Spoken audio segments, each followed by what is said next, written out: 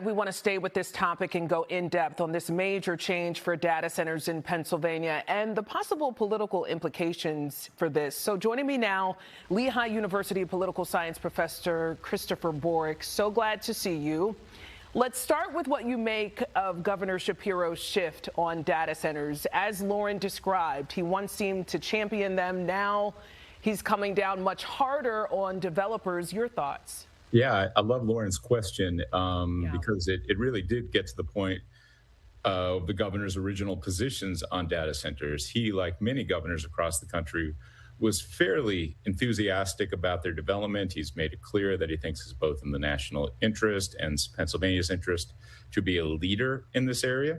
But as many political figures across the country, not only in the Commonwealth, found out, over the last year, as the public has become more dissatisfied, angry, concerned about data center development, including in Pennsylvania, elected officials, including the governor, have had to really recalibrate their positions. And today, I think it's a tacit recognition by the governor. He even said it. He has to listen to the people and respond to their concerns. And of course, this is all occurring in an election year. The governor's up for re-election this fall.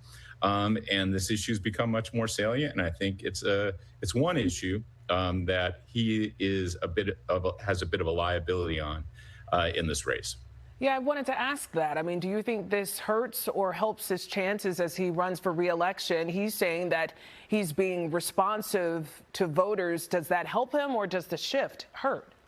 Well, I think the policy itself that the governor announced today and his earlier policies, his grid policies, are in line with what the public wants. So I think if you look at what he's put into place today, it may address some concerns. It certainly moves the ball in the direction of citizen concerns and where the state is, the electorate in the Commonwealth is.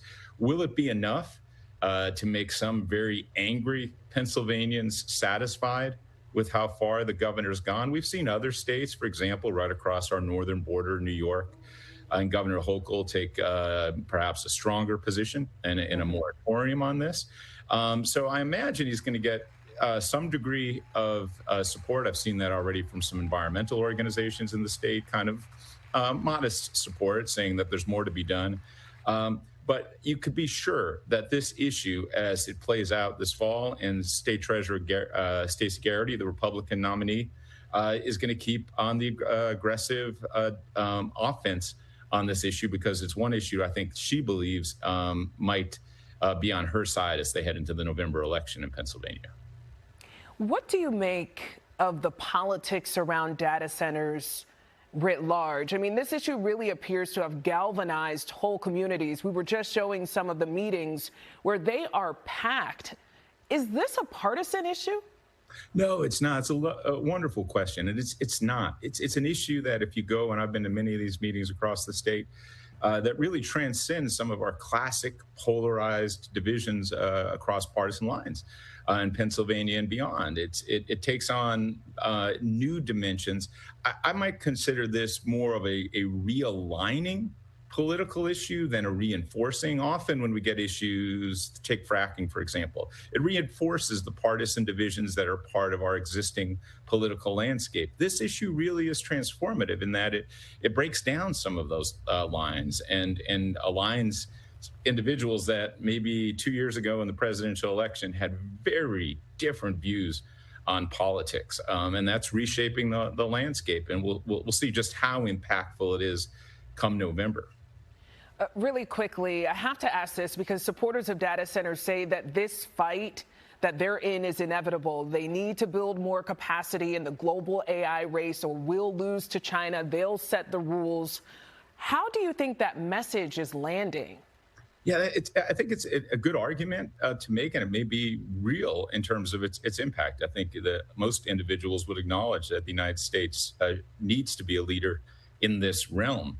The big question for individuals on the local level, does that kind of macro national need outweigh some of those classic local political concerns and community quality of life concerns? And in many cases, it's not compelling enough. It's not compelling.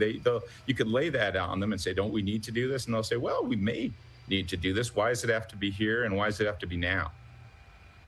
Professor Borick, thank you so much for your insight this evening. Very helpful. Thank you. My pleasure. We want to know what you all think at home about this latest twist in the data center debate. You can scan the QR code on your screen. You will get a link to submit a tip right there on NBC10.com. Tell us whether this makes you feel better about data centers potentially coming to your community. You can reach out to me on social media at Lena Tillett News to weigh in. We'll be right back.